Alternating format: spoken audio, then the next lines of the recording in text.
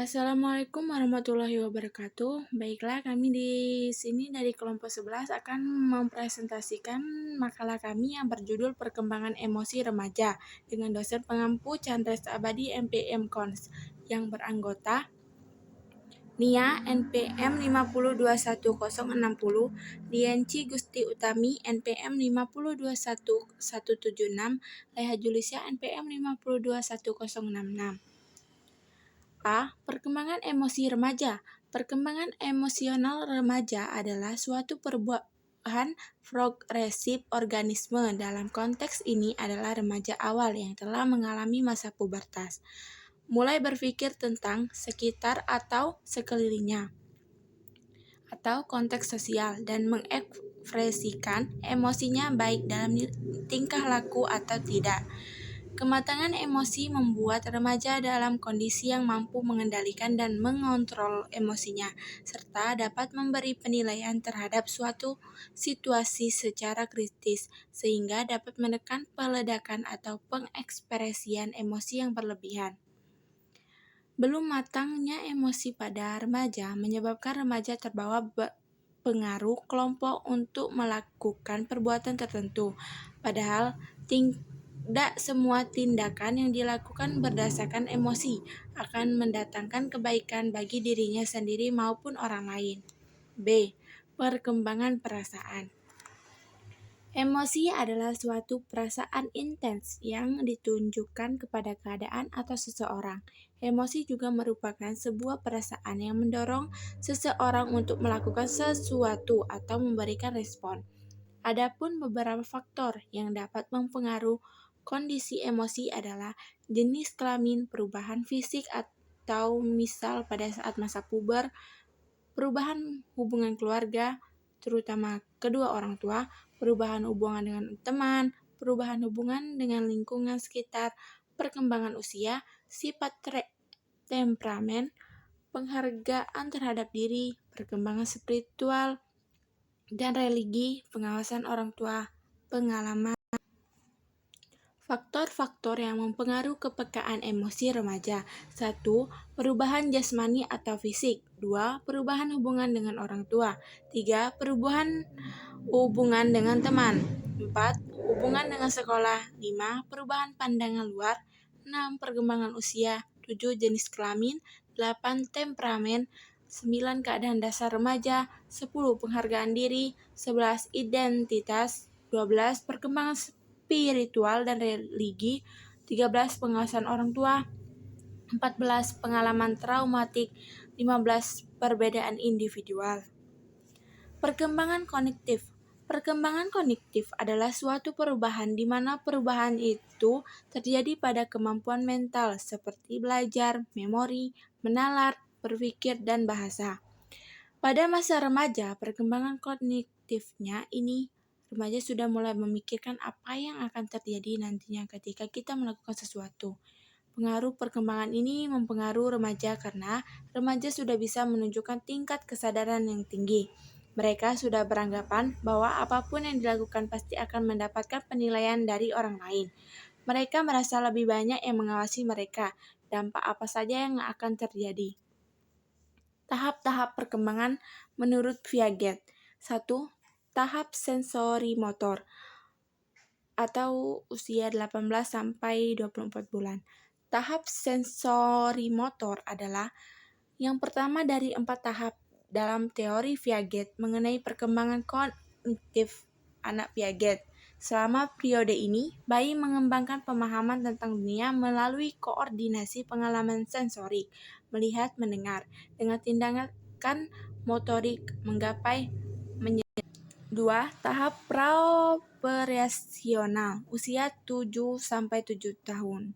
Tahap ini dimulai sekitar 2 tahun dan berlangsung hingga kira-kira 7 tahun. Selama periode ini, anak berpikir pada tingkat simbolik, tapi belum menggunakan operasi kognitif. 3.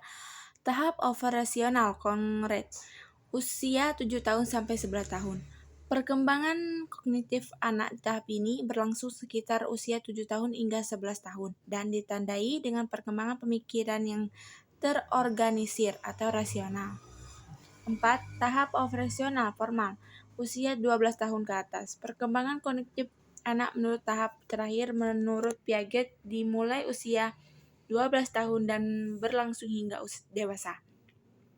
Saat remaja memasuki tahap ini, mereka memperoleh kemampuan untuk berpikir secara abstrak dengan memanipulasi ide di kepalanya tanpa ketergantungan pada manipulasi konkret. Seseorang remaja bisa melakukan perhitungan matematis, berpikir kreatif, menggunakan penalaran abstrak, dan membayangkan hasil dari tindakan tertentu. Ciri-ciri dari perkembangan sensomotorik. Tahap sensorimotor adalah yang pertama dari 4 tahap dalam teori Piaget mengenai perkembangan kognitif anak Piaget. Selama periode ini, bayi mengembang pemahaman tentang dunia melalui koordinasi pengalaman sensorik, melihat, mendengar, dengan tindakan motorik, menggapai, menyentuh.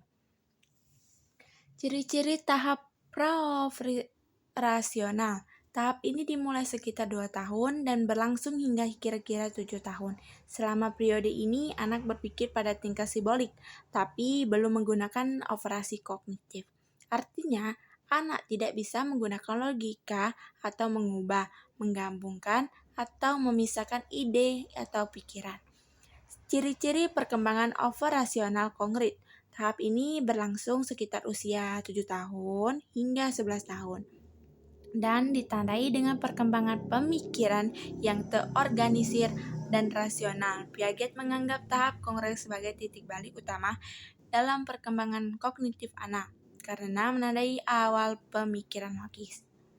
Ciri-ciri pada perkembangan tahap operasional formal. Perkembangan kognitif anak menurut tahap terakhir menurut Piaget dimulai sekitar usia 12 tahun dan berlangsung hingga dewasa.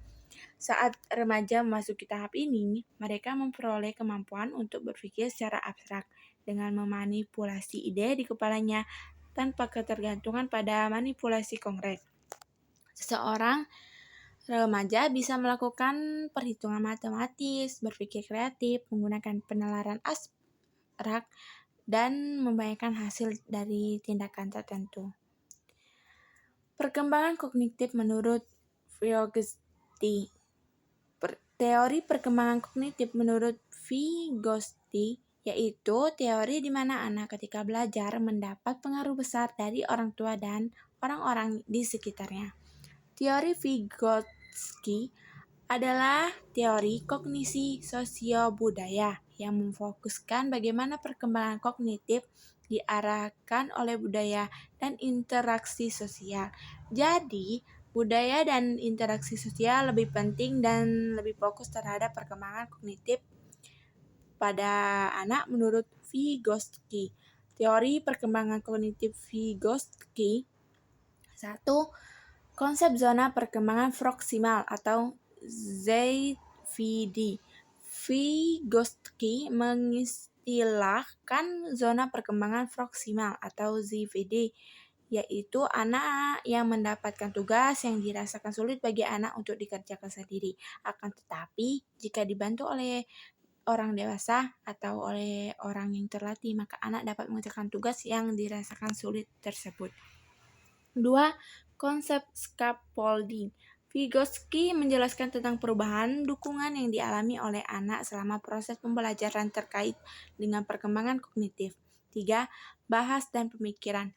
Menurut Vygotsky, pembicaraan yang dilakukan oleh anak tidak hanya untuk berkomunikasi saja, melainkan untuk membantu mereka dalam memenuhi kebutuhan mereka.